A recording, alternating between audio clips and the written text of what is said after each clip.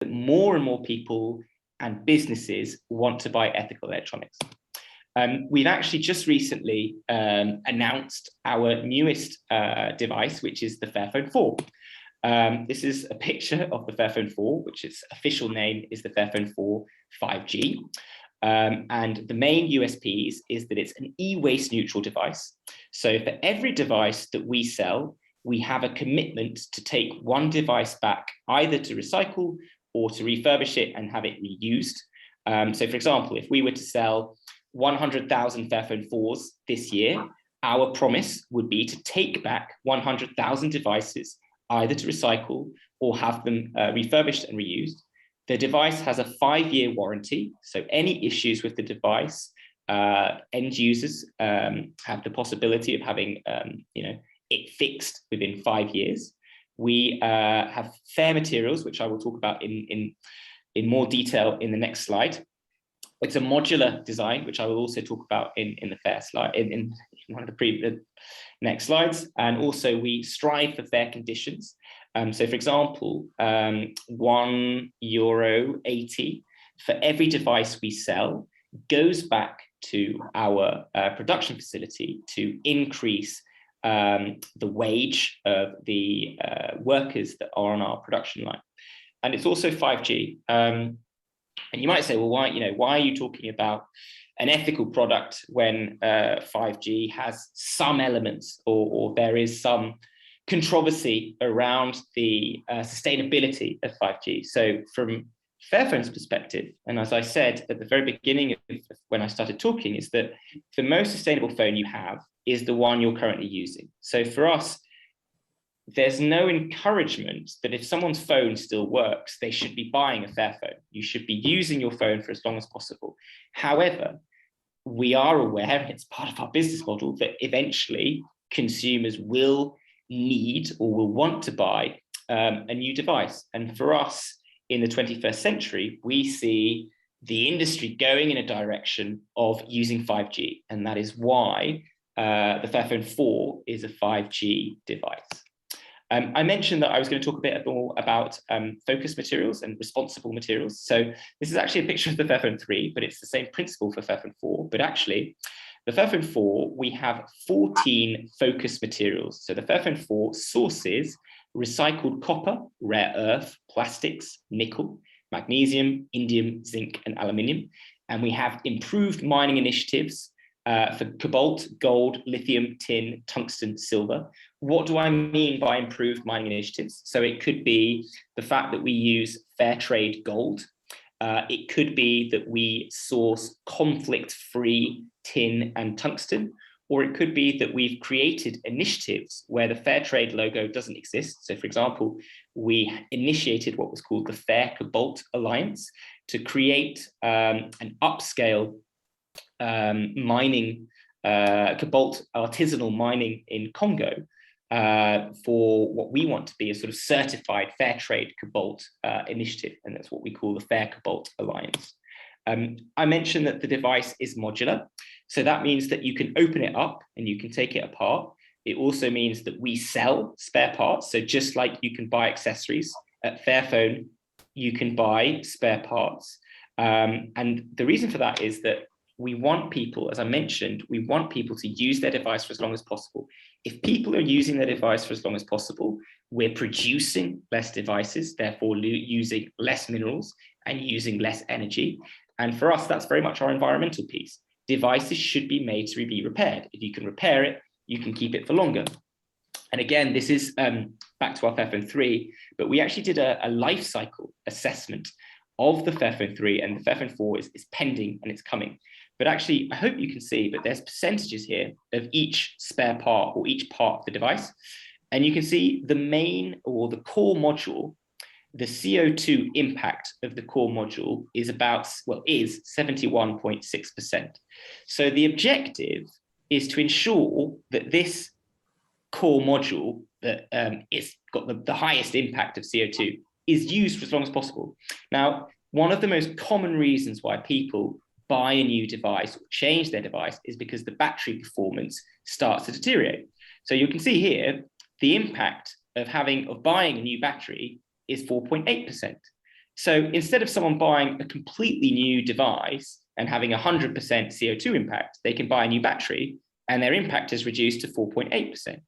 The second most common reason for people changing their phone is they've got a scratch or they've broken their display. And it's the same argument. Instead of buying a completely new device, you can change your display and your impact is 6%. And like I said, we're working on a life cycle assessment for the Fairphone 4, but it's very much the same principle. Modularity for us allows repairability and allows people to hold on to their device for longer, thus reducing their environmental impact and not buying a new device.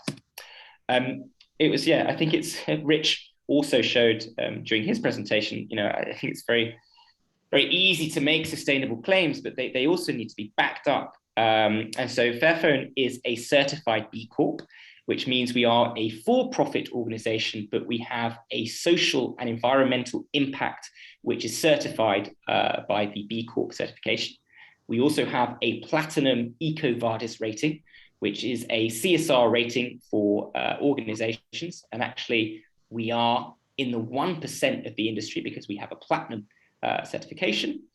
We also have ASI and fair trade sourcing. So ASI is for aluminium. Fair trade is for our gold that we use. And the devices that we have released have always received a 10 out of 10 score on iFixit with regards to how repairable they are. Now, that was the last slide. I couldn't see any questions because I was presenting, so I'm going to stop presenting. And I've seen quite a few pings. So looking forward to taking some of the questions that you guys have, whether they're positive or negative. Brilliant. Thanks so much, Luke. I think at this point, clearly we've reached the end of the session, but more than happy to stay on for however long is necessary. So open forum on questions. I think Ruth and Robbie were sort of holding the pen on which questions to cover first.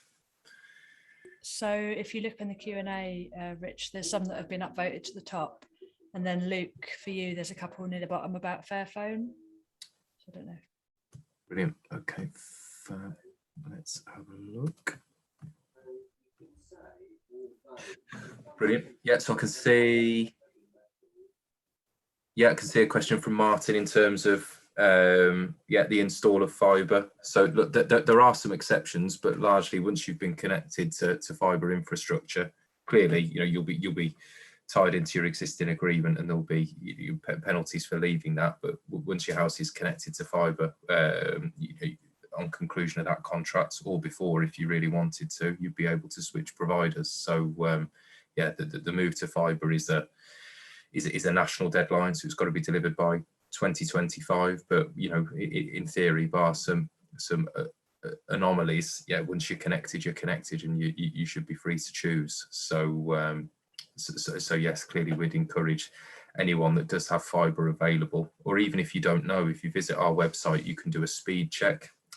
Takes under a minute, and we'll be able to tell you without any commitment what broadband speeds are available to you and if full fibre is available. So I'd encourage, whether you're interested in switching to us or not, double check, because fibre is more sustainable. I think if you're able to access it, please do. Underneath that, fab. Can see a couple of questions related to energy experiences specifically. Some good, some bad. So good to see a transparent view there. I think any individual customer issues, clearly, I don't want to discuss people's personal circumstances on the call, but we are absolutely more than happy to pick those up with you if you're comfortable with us doing so offline, and make sure you get a resolution quickly if there is anything outstanding. I can see, I think a point from Christopher in terms of some of the council-owned energy companies and the volatility there. A completely fair observation. I think you've only got to look at what's going on in the energy market at the minute in terms of the volatility. The volatility and the number of suppliers collapsing. We are very, very confident in our position. a big driver behind our partnership with Octopus was their stability and access to the funding necessary to ride out some of this volatility. So Octopus are in a great position, and therefore we are, but we've still got the benefit of being able to deliver our members' share of profits. So it comes back to that best of both worlds piece I probably touched on before, but I think it's something everyone should be mindful of at the minute in terms of their suppliers, because clearly it's a really troubling time. Yeah, and then just a point to another question on white label. Yeah, so apologies if unclear. Essentially, we have the Co-op brand being powered by Octopus now. So that means we have Co-op specific products like the community power tariff that are only available exclusively through Co-op. So different product, different price. You join through us, but the underlying service is provided by Octopus, but you still get share of profits as a member. Let's have a look. I'm just trying to pick out the ones that are well scored. I think that's some of the highest scored. Trying to think if see if there's anything in here for you, Luke, specifically on Fairphone. I did see a question about information on our website. So yeah, any additional web information can be found on fairphone.com.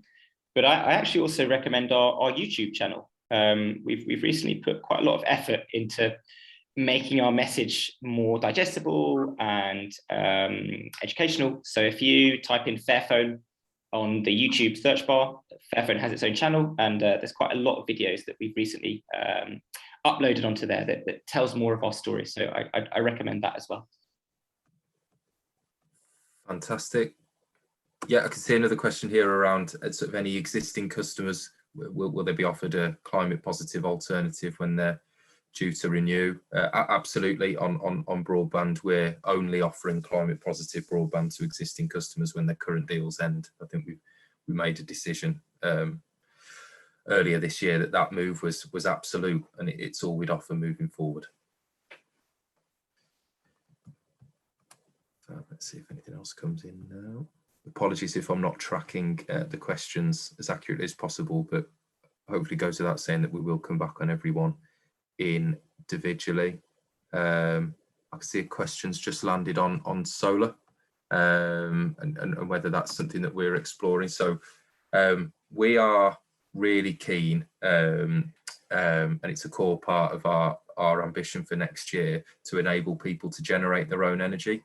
But I think we need to innovate there. So now the feeding tariff has ended. The sort of case for customers generating their own energy at home via solar is quite thin for a lot of people. It's hard to justify the cost and the return. So we're trying to explore ways for customers to own and generate their own energy, but remotely, if that makes sense. So if you look at our partnership with Ripple, you can take ownership of a percentage stake in a wind farm, and the value of whatever your percentage ownership generates will be credited to your home energy bill. So it's as good as generating your own power, but you're doing it virtually, if that makes sense. And probably treading on slightly sensitive ground, but I'll be brave. And yeah, we are looking at a product for early next year that essentially will see us host solar panels on the roofs of our stores and allow members to invest in and take ownership of those as well. So yes, we're exploring ways for members to own solar, but probably in a slightly more, well, a much more accessible way than spending thousands and putting solar on your own roof, if that makes sense.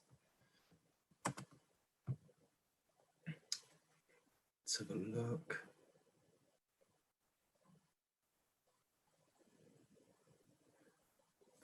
Fab. I can see a couple of people saying that they might need further conversations.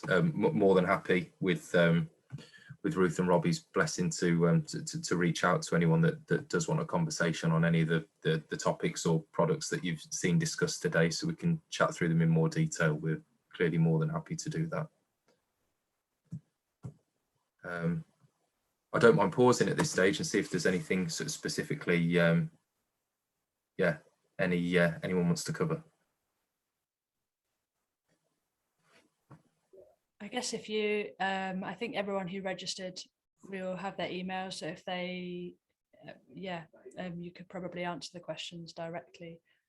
And yeah. Fantastic.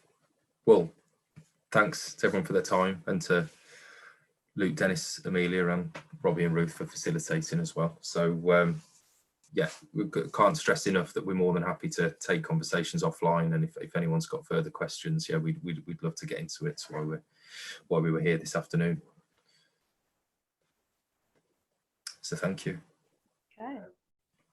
Thank you very much for offering to do this session, and thank you for everyone for attending. Brilliant. Thanks. Have a great evening, everybody. Cheers. Take care. Thanks all. Bye-bye. Cheers, bye.